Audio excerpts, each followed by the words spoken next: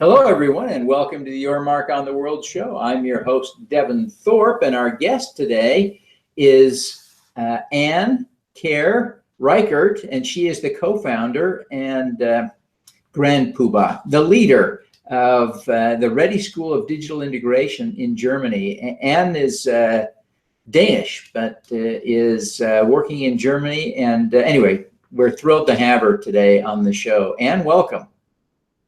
Thank you very much for having me. It's a pleasure. Well, the pleasure is all ours, I assure you. And so tell us a little bit about the Ready School of Digital Integration. Let's stop. Let's go back. Let's talk about the refugee situation in Germany. My heavens, there are all kinds of numbers out there, but Angela Merkel talked about 1.1 million refugees arriving in 2015. Just tremendous numbers, however you count them. What's that like? How does that affect daily life in Germany? So all in all, last year it was 1.1 million people who arrived in Germany. But again, Germany is a very big country. So I think often you also need to put the number into perspective. And I mean, we're 80 million people in Germany. So it basically meant if it was, let's say Germany was a company with 80 people, it meant that there was one more person turning up at the door. So I think we need to, first of all, put things into perspective and say, would you go out, buy a new chair? Would you entirely change everything you're doing in your company if one more person turned up? Probably not. It would just increase the productivity. So I think, first of all, yes, it sounds like a large number, but Germany is a very, very big and well-running country. So all in all, I'm definitely sure that, Germany is going to make it, and we're working at it right now. So the one thing that was interesting, though, when the refugee crisis started evolving was that there was so much attention in the media, and you saw all these pictures of people arriving all over Europe. But at the same time, I was speaking to my friends, and they're like, so where are all these people? We hear about them, but we've never met a refugee. And I think that was really the situation for quite a lot of people. It seemed like this was such a challenge. At the same time, people had never seen a refugee on the street. They'd never talked to them. They didn't know what was going on in their life. So it's still actually the situation in Germany. I think a lot of Germans and Europeans have never met a refugee. And that is one of the things that I really do hope to change, because what I like to say is we need to stop talking about refugees, and we need to start talking with refugees instead, because they're tremendous people with incredible stories to tell, and I think we always need to meet on a face-to-face level and really just get to know each other. It really does change the perspective to speak to a refugee and to come to appreciate the journey they've taken to get to where they are, right? Absolutely. I think it changes everything. And what is really important for me is that people don't get scared by the pictures that they see in the media. I think we can all imagine if you have been fleeing from your home country for 1 or 2 months, and you have to sleep rough at night and jump barbed wires and escape from police. In some instances, it's we would all look terrible.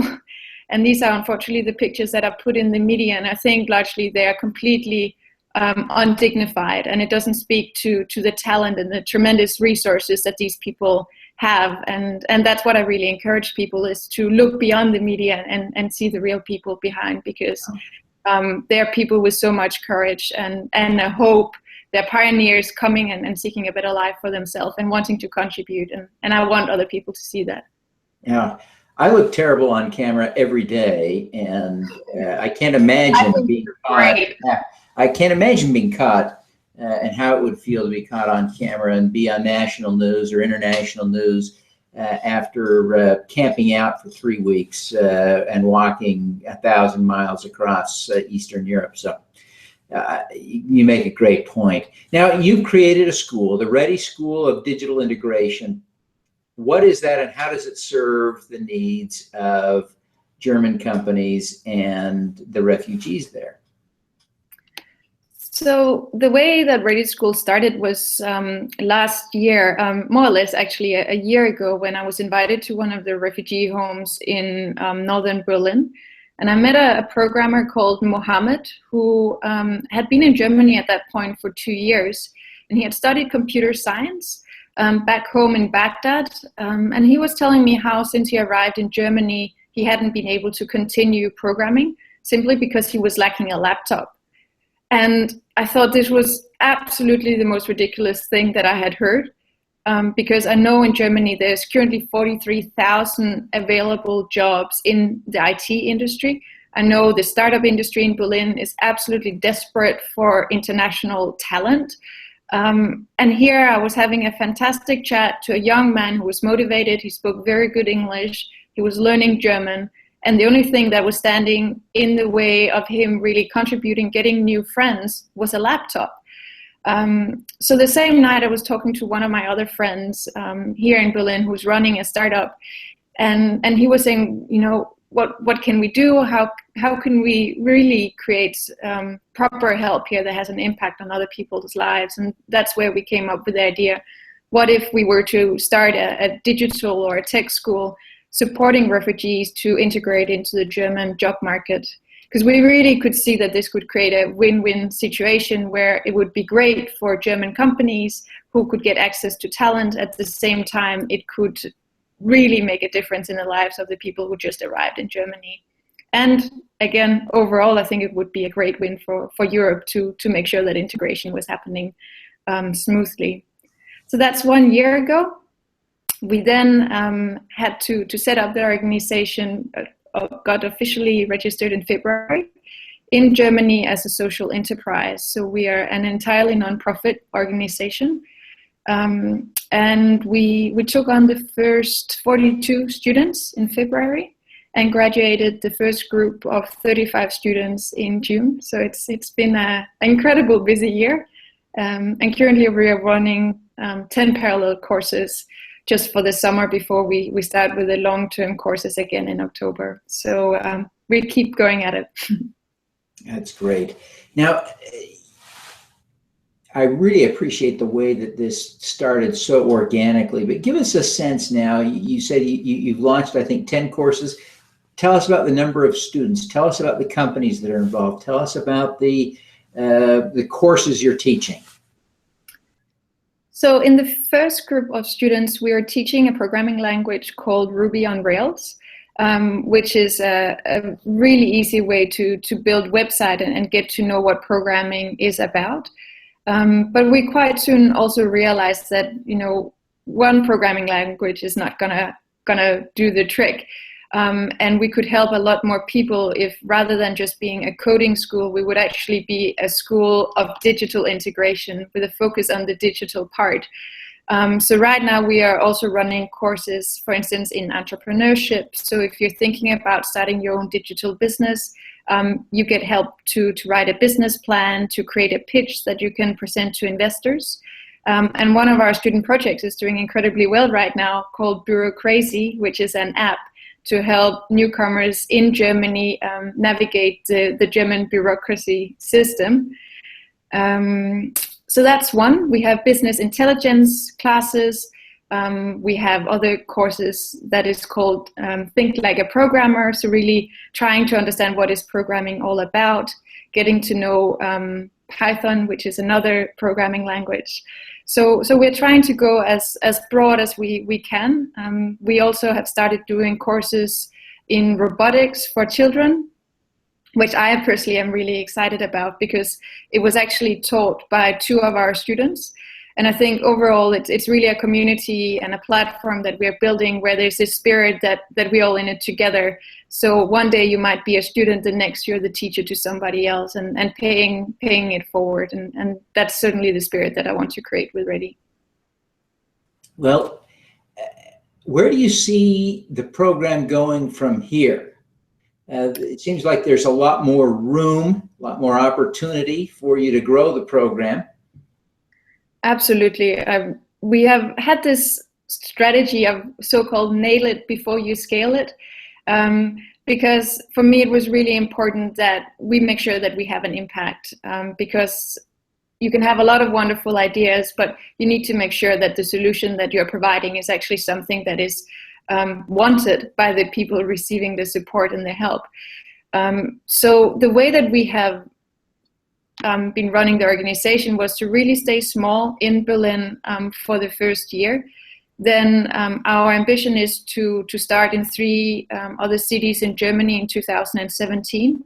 And once we know that we have a model that is scalable, then actually start looking at what could we do in the rest of Europe, but even start looking across, because we have had a lot of contact with people in South Korea, in the US, even in Australia, really reaching out to us and wanting to do similar programs.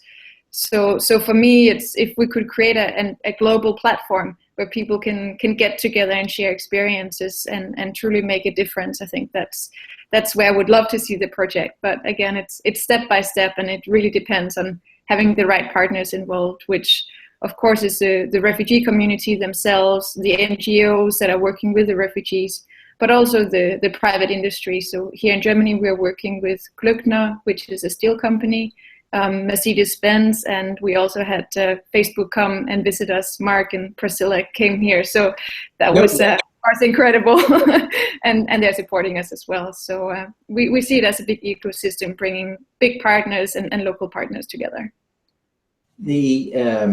That's pretty amazing to have Mark and Priscilla come. How did you connect with them originally? I think we were recommended by a few good friends here in Berlin. When Mark and Priscilla said that they were going to come to Germany, I think they were looking for digital projects that specifically created a difference using technology. And at that point, we'd had already, 10 months of experience. And of course, it gave us an extra boost in terms of being known in media and being known amongst companies as somebody that you could really truly make a difference together with. And of course, on an individual level, for our students to meet the founder of Facebook, it doesn't get much better than that. At the same time, it was also just fascinating to see Rami, who is a student of mine from Aleppo, who's absolutely passionate about virtual reality, and to see him and Mark sitting just as two, computer geeks geeking out about the potential of virtual reality. And that really is the spirit, if you can bring together people around a shared passion, that's the best way to create integration. What a great picture of Mark Zuckerberg geeking out with a refugee on virtual reality. What a great picture. I appreciate you sharing that. That's just amazing. Well, you are becoming, obviously, a role model. You were quoted in the Wall Street, or not the Wall Street Journal, the Washington Post the other day. Maybe you were quoted in the Wall Street Journal. I don't mean to tell you weren't. I just didn't see it. But people around the world are coming to know you. Who do you look up to as a role model and for inspiration? I think the obvious answer, of course, would be Angela Merkel here, because she's shown great leadership. But I'm much more for the local role models. So it being a parent or a great teacher. And I think for me, when I was 16 years old, I was a Rotary youth exchange student in Australia, and my very first host mother was a wonderful lady who was a school teacher in Newcastle. And Sue Shute is her name, and she's going to be so embarrassed that I'm saying this now. But she has always been an incredible role model for me, opening her house to international students. Now she's even supporting refugees, has done it for several years. And it's really the small local differences that you can make.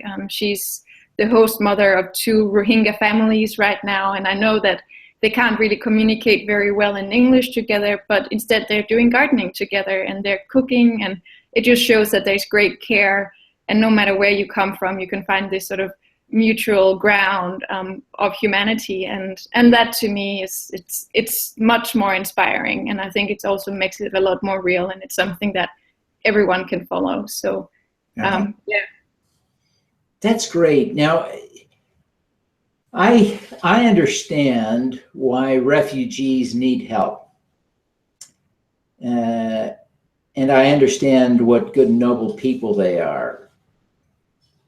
I think a lot of people do. What I don't understand is why you felt such personal responsibility to help them. So many of us are aware of the challenges they face and do nothing. Why did you do something?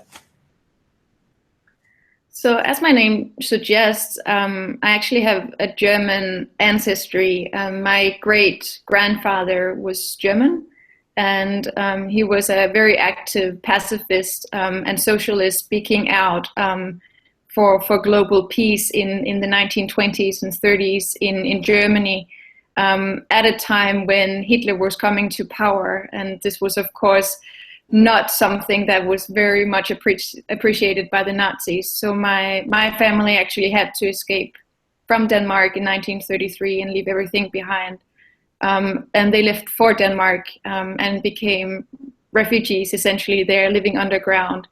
And the only reason that I can be here today is because they were greeted well in Denmark. They were given opportunities. And in a way, I think that's something that I feel responsible for paying forward to other people. I couldn't have been here if it wasn't for the people in Denmark who had greeted my family. And I think growing up with that kind of legacy, it's also when I could see that the refugee situation was developing in Europe, I was thinking about what stories are we going to tell about this situation in 3 or 4 generations into the future, and what role will I play as part of that history. So I guess it was part of the motivation. At the same time, I did study a master degree of peace studies thanks to Rotary International, and I just felt this is the perfect moment to take the theory and put it all into practice to make a difference. Wow. Well, that's just a moving story. You are really an amazing person. You've done amazing things, and you have an amazing character. We ask all of our guests, even the ones who aren't amazing. I'm not that great, but I'm trying. We ask all of our guests to share an impact hack, some tip that would help us to do more good in the world. What's yours? For me, it's always been about co-creation. And by that, I mean really, truly working together with the people who are going to be the beneficiaries of whatever project that I'm building. And it's certainly been a way for us to work with Ready School is to always involve the refugees, always involve the teachers that we are working with as well, and come together and think together. Because if you sit in a room and you can be really well-meaning Europeans, but you're creating a program that needs to fit people from Iraq, Afghanistan, from Syria, there's just tiny little things like you could schedule classes on Friday when it's prayer time, then the students won't show up. So these tiny little things that make a big difference. You certainly make sure that you don't run into those challenges when you create together.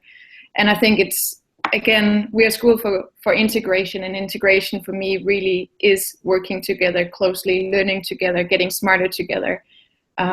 So co-creation would absolutely be my impact hack. Oh, fantastic. Well, Anne, thank you so much for taking the time to be with us today. Before you go, will you please tell people how they can learn more about what you're doing and connect with you personally?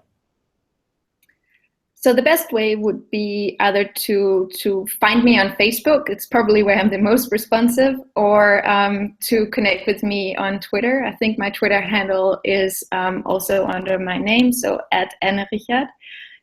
Or send me an email through Ready School. I'm trying to get through my inbox every day. It's not always possible, but if you can't reach me, there's always people on my team who will be happy to talk. So yeah, please be in contact.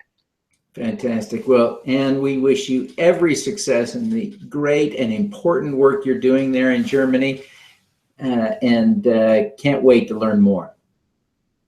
My pleasure. Thanks for having me. All righty. Let's do some good.